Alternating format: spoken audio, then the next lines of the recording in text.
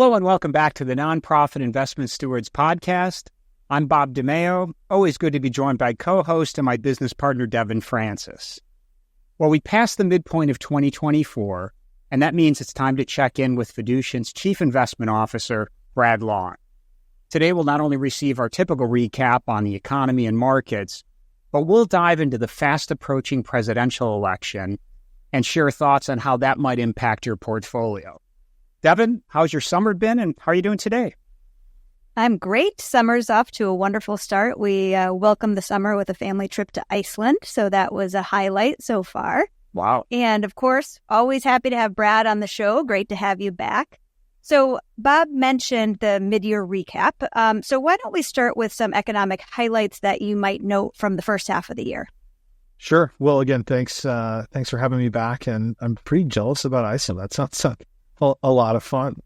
So on the economy, look, the economy's been robust in the first half of 2024, right? Much to the dismay of many of the prognosticators who were calling for recession in 2023.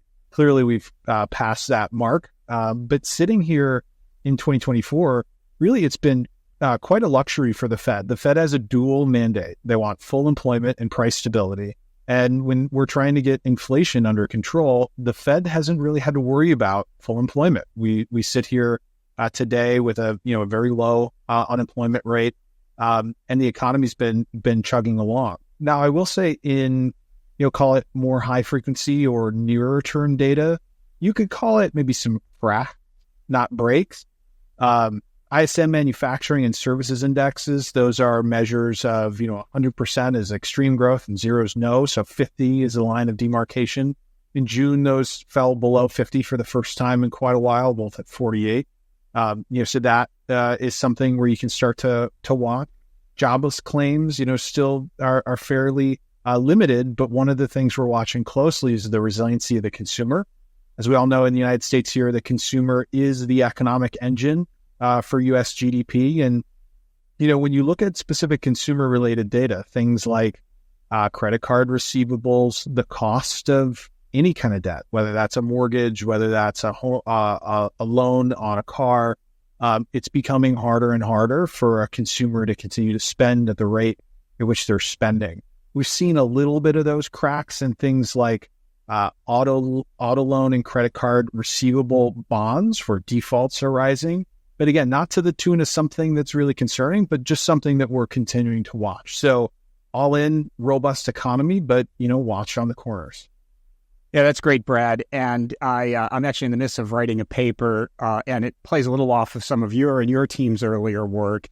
And it's just called Progression Toward Recession. Not to say that it's coming tomorrow, next week, next month, but it's coming at some point, right? And you and your team have done a great job of laying out that it's part of a normal cycle, and at some point it will be here. So we're paying attention to all of those things. Maybe a quick recap on the stock and bond markets in the first half. Yeah, so with that backdrop of, continued economic resilience, the S&P's kind of back to its old tricks. So U.S. is outperforming most other countries and other assets. Equity is outperforming debt, and specifically within equity markets, you have kind of the larger stocks and the growthier stocks outperforming the smaller stocks and the value-oriented stocks. If that sounds like a repeat from specifically a couple of years ago, but even as of most recently, it's because it is. That is certainly the pattern that has happened here, as the markets continue to move forward. We do still have a handful of stocks driving a lot of the return. NVIDIA, which is a name that probably, maybe most investors weren't familiar with at some point, but now many are. Incredibly, at the time of this recording, year to date, up 154%. And that's following multiple years of incredible rates of return. And so you still do have a handful of stocks, leading here in the U.S. And then on the bond side, kind of similar, right? Where you have credit, or basically, the risk of default, things like high yield or credit, those continue to do well. And duration or interest rates is largely underperformed. The higher for longer instance of the Fed has led to longer duration bonds underperforming shorter duration bonds. And that also sounds like a rinse and repeat from a few years ago. So, Brad, you and your team published the full year outlook at the beginning of the year. And given results so far in 2024, have expectations for returns changed at all? And if so, how have they changed? Substantially, not really.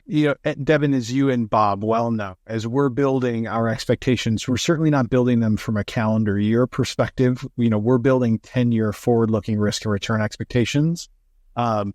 And while markets have been up, here in the U.S. included, earnings have done well as well. So equity markets are not cheap, especially here in the United States, but they haven't substantially changed from the beginning of the year. So as we look at our, long-term capital market assumptions, we certainly do see, maybe a little bit lower expectations from where we started the year. But we also come out each year and really describe kind of three primary themes driving markets. So for 2024, those were the messy middle of inflation, basically having gone from 9 and change, towards the Fed's target of 2%. Our expectation was we'd be moving in the right direction, but it would be a rocky road along the way. And that certainly has been the case. Prepare, not predict. Maybe that's a progress towards recession, or, Bob, as you were phrasing it, right? This idea that we don't have to predict when markets will turn. We have to build a portfolio that's resilient enough to handle that. And that's, certainly something we did coming into the year. And then our third theme was really concentrated consequences, the idea of a handful of stocks driving the vast majority of share return. And, we certainly have, no crystal ball as to when that will change. But we talked a little bit about this last time, this idea of kind of economic gravity, right? That, things ultimately do tend to revert.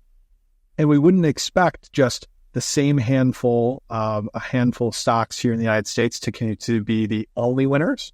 But that has certainly been the case year to date. So our positioning by and large has not shifted mid-year, but as you would expect, right, without material changes in either valuation, risks, or opportunities, you wouldn't expect, some mid-year shifts. Brad, I think a lot of our listeners, or frankly, any investor overseeing a pool of money, is pretty interested in the elections and how that might potentially impact their portfolio. We'll get to that in just a moment. Curious first, if there are any, we'll call them wild card considerations for investors at this point, whether it be, NVIDIA's outperformance, the overweighting of a select number of stocks in the S&P, or even things like private credit. Does anything have your spidey senses up at this time? Yeah. I'll do a bit of a grab bag on the grab bag, if you will. So starting with the maybe more common mainstream and talked about ones. So election, I know we'll get into in a moment. Until basically the 27th of June at the debate, the conversation is really around what will policy look like under a second term of Biden or a second term of Trump. Some of the conversation has shifted here to see, will it be a Biden or Trump election full stop come November, with some of the calls for Biden perhaps, giving up his candidacy. That was always kind of a wild card in our mind, not because of maybe performance from a debate, but just frankly, the elevated age of both of the candidates. It's not a 0% probability that there would have to be a shift, perhaps medically induced, right? So that was something that was a little bit always in the back burner for us, and it seems like has come a bit more to the front burner. Bob, you mentioned private credit. Private credit is, it's an interesting space. I was actually on a panel just a few weeks ago, an adjacent panel speaking on private credit, and the three individuals that were up were basically competing for who loved private credit the most. So a lot of money flowing in that direction. And, as an asset, there are some things that are certainly attractive about it, but we would probably caution in to say, we don't think many investors kind of fully appreciate the amount of risk that goes into an illiquid asset lending to usually a kind of a smaller sized business that's a non-investment grade credit. And so the allure of kind of higher income and return is certainly attractive and something we pay attention to. But it has to be relative risk. We don't feel like, we don't get the sense that many investors are as attuned to that, because private credit has really come into its own and has never seen a default cycle like we saw in the GFC when private credit was a very nascent small asset class. And so that would maybe be something we would caution some on that really seem to be pretty effusive over the essay. You remind me of just kind of an age-old lesson that we sometimes forget, which is wherever the money is really flowing, have some sensitivity and maybe some caution around that space. So we've kind of teased the election a little bit, and I know that we don't want to get into the details of this particular election, and indeed, perhaps we don't even know the details of this particular election. But Brad, what's the overall perspective on how elections impact economies and markets? Yeah. Look, if investing was as easy that every 4 years on an economic cycle for a general election would be a bad year for the market, I don't know that I would certainly have a job, right? So there's a lot more to it than that. Practically, the punchline for us is oftentimes elections don't tell us a whole lot about markets. When you look back over history, markets have been up in general elections years. They've been down in general election years. Frankly, in just the calendar year alone, the average return in the general election year is about 11.5%. That's a very good return. So it's not as if it's this harbinger or bearer of bad news. Now, relative to non-election years, general election years tend to underperform a little bit. Why is that? Behaviorally, we are wired as investors to kind of fear the unknown. Elections, if anything, drum up a lot of emotions in individuals, and emotions and elections don't often go well together. Now, what actually is fairly interesting is the economy or the markets tend to tell us quite a bit about elections, but the inverse isn't exactly true. So if you look back, since the 1930s, the vast majority of sitting presidents, right, an incumbent running for a second term, if there was no recession in the previous 2 years, all but one, really Lyndon Johnson, who departed the race, were reelected. Whereas the inverse, if you look at the number of elections where a recession happened, where an incumbent was rerunning, really very few were reelected, except for Harry Truman, kind of following World War II. And so markets actually end up telling us a little bit more about elections than the inverse.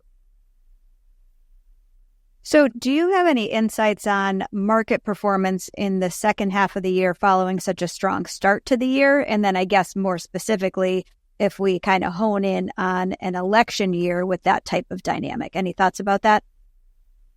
Yeah, first half versus second half, there's not a kind of a strong correlation of, the closer we get to an election, maybe the rockier it gets. I would say what would probably be more predictive or interesting for the second half of this year is, one, as we just talked about, kind of the perhaps building uncertainty of even the candidacy of, the presumed candidates for this election cycle. As we noted before, uncertainty is one of those things that markets dislike even more than bad news. Bad news we can consume, we can understand, and we can try to quantify. An unknown creates even more unease, right? And that tends to be more impactful on markets. That being said, if we were more interested in trying to predict or understand the second half of the year, I'd be thinking more about the earnings cycle, what current valuations are, potential policy and change coming down the pike from either parties, whether that's tax reform, whether that's trade and tariff. Not necessarily is it a blue or a red ticket and, in Pennsylvania Avenue. Those don't tend to be as meaningful. And then the final politically related question, you already talked about how the stock market generally rises and there's no prescription as to how it's going to behave in an election year. But is there anything history can tell us about the breakdown in political leadership? So is one party in the White House and controlling Congress, does that tend to be better for the economy and for markets, or does split government tend to be more beneficial? Yeah, it's a great question. In short, the markets have succeeded under, call it blue, red, and purple, right? You've got the executive, the legislative, and then you have kind of the trifecta where you have one party's control of the executive branch and the Senate and the House. when you break down each of the math, in the return over those years, it's pretty fairly split. Yes, in some instances, a Republican-controlled Senate has done better than a Democratic-controlled Senate, or an executive branch led by the Democratic Party has outperformed a Republican-led. But the margins are fairly thin. And frankly, there's nothing definitive to say, okay, if it were this or that, this is the best for the market. I remember the first Trump election cycle. We had clients, so we have clients on all ends of the political spectrum, some calling in and saying, if he gets elected, I want to go to cash before, the inauguration, and vice versa, right? Some calling in saying this is going to be very good. As we know, like, that just doesn't end up being the primary driver. And the good news really for investors is, like, markets just don't play politics. Now, policy from elections, from laws enacted from the Senate and the Congress and, signed into law by the executive branch, those can impact markets and companies and earnings. Elections, though, are more about votes than they are about policy. And so they just don't tend to be as predictive when it comes to outcomes. So, Brad, that's super helpful, and yet not overly, let's say, predictive, right, on how an investor should position themselves. And it has me thinking about what we always talk about, which is, let's get clinical, right? Understand a client's objectives, risk tolerance, what they're truly out to achieve, and then try to build a portfolio that gives them a fighting chance of doing that. So with that said, here we are today. Interest rates will likely be cut at some point, right? And I just curious, your thoughts there, and maybe since we want to be clinical about the portfolio and not have things just hinge on what's happening in an election, any other practices or strategies that you'd like to touch on at this point? Yeah. So interest rates, obviously, that is a point of focus for the markets for quite some time. The primary component there is inflation, which would allow the Fed to change their policies, their open market policies, which would then modify interest rates. As we sat in the beginning of the year and we talked about kind of inflation coming towards closer to the Fed's target of 2%, maybe we think 2% is somewhat unrealistic at this point in time. Like 3% is probably better, but the Fed does not have the ability to unwind some of that narrative because it would look like they're giving in to inflation. So they're kind of stuck between a rock and a hard place. Now, as the inflation continues to moderate, doesn't reaccelerate, the Fed they have their foot on the economic brake. Historically, the neutral rate, where the Fed is not on the brake or on the gas, they're just gliding, is about a real Fed funds rate of 1%. So inflation's, call it mid-threes. The Fed's policy rate today is mid-fives, 5.5, right? So there's some space between there. If we just continue to have moderate inflation, it doesn't have to be a perfect 2% inflation. That gives room for the Fed to start to slowly ease. So that would be the soft landing scenario. The second way is, they often talk about the Fed often increases interest rates on an escalator, but decreases them on an elevator, meaning they make bigger cuts because of economic weakness. If we do have something like a hard landing, right, a recession occurs, the inevitability of a recession, it is coming, we don't know when, then interest rates could drop far more precipitously and far faster. Either way, both of those paths are towards generally lower interest rate policy. And the only path we think higher would be structurally accelerating inflation, probably that above 4%, maybe even getting 5%, which we just don't see in today's environment. So multiple paths lower, that potentially provides a tailwind for investors just from a price perspective on fixed income. And it also creates this element of resiliency that if we get a soft landing, guess what? You're getting a bit of a tailwind in fixed income and you get paid to wait. If it's a hard landing, right, some type of economic event or weakness occurs, then you probably have even more resiliency built in there. And that gets back to your point, Bob, on just like, why do we own certain asset classes in the mix in which we own them? It's for a resilient portfolio to be able to weather A, uncertainty, and B, the probability of paths. There's multiple paths of which we could take. We don't know precisely which will go down, but we'll have a high probability for one and position the portfolios ahead of it accordingly. Great. So we've obviously covered a lot, as we always do, and we're fortunate enough to have you on the show. Anything else that you'd like to add or underscore to the conversation? I would say as the general election cycle really starts to ramp up and we get closer to November, a key kind of component that is probably going to be part of the debate and conversation will be just deficits and kind of spending and policy. That is something that we're certainly watching and will continue to watch, and how we position portfolios. But I think it's probably something that will start to be on investors' minds more. And I just want, especially for our listeners and current clients, to know that's something we're well aware of. We're positioning around, we understand and kind of get the knock-on effects. But I can just see that being a question that's going to be rising over the coming months. And I'd say to prepare for that, we'll be writing on that in the coming months, but just we're well aware of that and we're positioned, we think, accordingly. Great. Well, as always, thank you for your expertise. Thank you for your time. We always love having you on the show. Appreciate it. Thanks for having me. Thanks so much, Brad. And for our listeners and viewers, when you think about some of the topics Brad touched on, interest rates, market valuation, the economy, and a whole lot more, it's frankly a lot for an investor to process. So if you sit on an investment committee, or perhaps you have oversight over an endowment or a foundation that can benefit from informed input, feel free to reach out to me or Devin, either on LinkedIn or at the email in the show notes. So to all you good stewards, thanks for investing time to help your nonprofits prosper.